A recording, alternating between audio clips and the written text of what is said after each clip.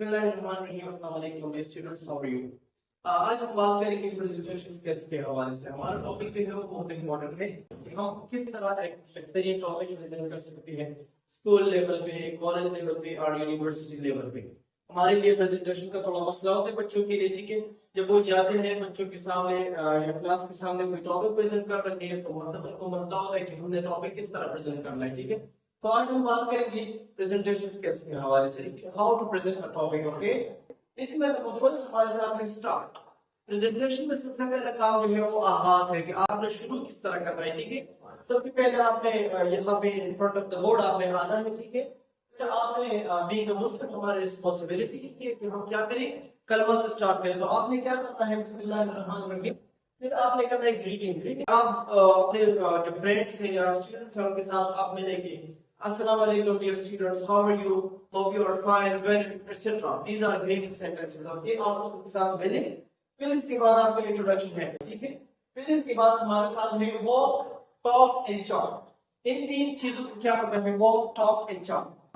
तो प्रेजेंटेशन में हम क्या करते हैं, हम वॉकिंग करते हैं, मतलब moving around, you know, moving in front of the board. हम बोर्ड के सामने जो है 3-4 फीट का जो जगह है उसी पे हम मूव करते हैं, ठीक है। So this is very important. Walking in presentation is important. Number second हमारे साथ है talk. Talk का मतलब क्या है कि प्रेजेंटेशन के दौरान हमने क्या करना है, प्रेजेंटेशन के दौरान हमने खामोश नहीं होना। So we have to talk. Talking बहुत important है। फिर इसके बाद हमारे साथ है chart. Chart का मतलब है to write the main points on the board. कि बोर्ड पर जो main points हमारे साथ है कि हम उसको बोर्ड पे लिखें, जिस तरह मैंने यहाँ पे लिखा है स्टार्ट, फिर walk, talk and chalk. This is very important. फिर नंबर 3 पे हम आते हैं बॉडी लैंग्वेज पे। बॉडी लैंग्वेज का मतलब क्या है, तो involve your body in presentation, कि अपने बॉडी को आप प्रेजेंटेशन में क्या करें, इन्वॉल्व कर दें। इस तरह आप मूव करते हैं, इस तरह आप इस तरफ मूव करते हैं, ठीक है।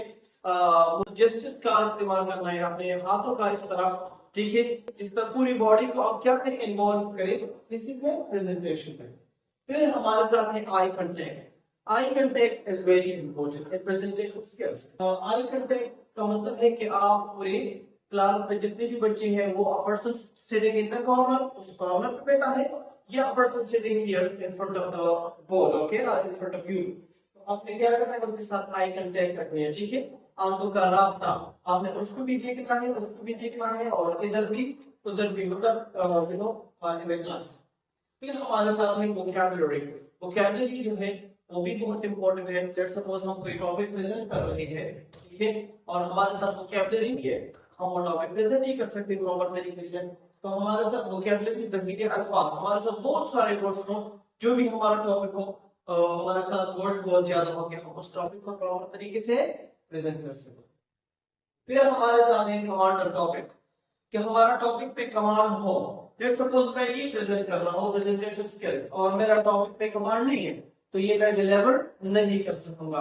तो इससे इम्पोर्टेंट जो है बहुत ज्यादा है कि आपका टॉपिक पे कमांड हो, टॉपिक को आप प्रॉपर तरीके से प्रेजेंट कर सकते हो, ठीक है। फिर हमारे साथ है एक्सप्लेनेशन, कि कोई भी टॉपिक हो उसको प्रॉपर तरीके से एक्सप्लेन कर सके आप, ठीक है। अगर आपका टॉपिक क्लासरूम है तो कम से कम आपके साथ वोकैबुलरी हो बहुत ज्यादा क्लासरूम के हवाले से। फिर आपका टॉपिक पे कमांड हो, मतलब आपने तैयारी की हो।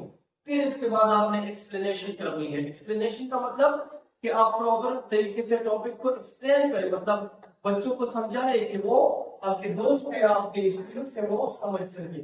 फिर हमारे साथ है explanation, sorry, question answer session. Number 8 में हम बात करते हैं क्वेश्चन आंसर सेशन। अब क्वेश्चन आंसर सेशन का मतलब क्या है, जिसको हम सिंपली Q&A सेशन भी बोलते हैं। आपने टॉपिक खत्म किया, बच्चों को मौका दें, अच्छा, do you have any question, any question from the whole class. आप बच्चों से पूछें कि किसी का कोई क्वेश्चन हो तो 2-3 मिनट का वक्फा उनको दे दें, फिर वो आपसे क्वेश्चन पूछें और फिर आप उनको जवाब दे दें। और नंबर 9 में हमारे साथ है वो एंड, कि टॉपिक को वाइंड अप किस तरह करना है, ठीक है। तो वाइंड अप करने के लिए आप कोई भी दवाइयाँ सेंटेंसेस जो है आप 2-3 याद करें, कि जिस तरह आप बोल सकते हैं, thank you so much for watching, thank you so much for listening, may Allah bless you, Allah protect you, और इस तरह के सेंटेंसेस, या I am going to wind up my presentation. By these words, may Allah guide us to deliver our services and the state we can do for the country, for the society. इस तरह के sentences जो है आप याद कर सकते हैं, आप इसको at the end of the presentation present कर सकते हैं, ठीक है? तो चलो इसको दोबारा रिवाइज करते हैं, ठीक है? अच्छा, प्रेजेंटेशन में हमारे साथ नंबर फर्स्ट पे है स्टार्ट. स्टार्ट में क्या है? How to start the topic. के टॉपिक को किस तरह हमें स्टार्ट करना है, ठीक है? So in the start we use we say कलमा, greeting and introduction. Number second पे हमारे साथ है walk, talk and chat. Number 3 पे हमारे साथ है बॉडी लैंग्वेज. नंबर 4 पे हमारे साथ है आई कांटेक्ट. नंबर 5 पे हमारे साथ है वोकैबुलरी. नंबर 6 पे हमारे साथ है कमांड एंड टॉपिक. नंबर 7 पे हमारे साथ है एक्सप्लेनेशन. फिर नंबर 8 पे हमारे साथ है Q&A सेशन या क्वेश्चन आंसर सेशन.